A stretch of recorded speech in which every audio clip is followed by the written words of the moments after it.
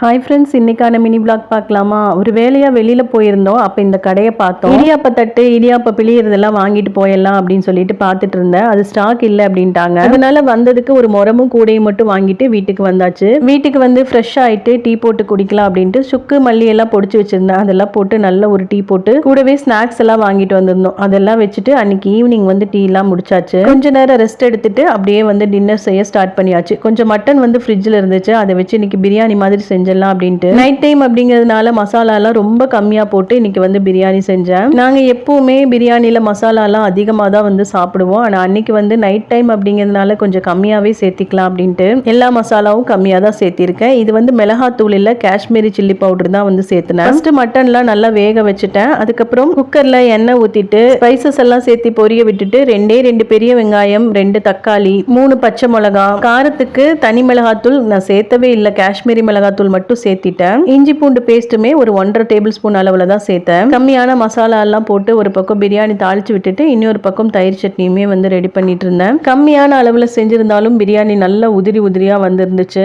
எப்பவுமே ரொம்ப எதிர்பார்த்து செய்யற சமையல் வந்து அவ்வளோ டேஸ்ட் இருக்காது. ரொம்ப மெனக்கடாம செய்யற சமையல் தான் வந்து டேஸ்டா இருக்கும். அப்படிதான் அன்னைக்கு நல்ல உதிரி உதிரியா இருந்துச்சு. மசாலா எல்லாம் கரெக்டா சூப்பரா பர்ஃபெக்டாவே இருந்துச்சு. எங்க வீட்டு பக்கத்திலேயே சிக்கன் கடை இருக்கு. அங்க வந்து சிக்கன் சில்லி மட்டும் வாங்கிட்டு அன்னைக்கு டின்னரை வந்து அல்ஹம்துலில்லாஹ் நல்லபடியா முடிச்சாச்சு.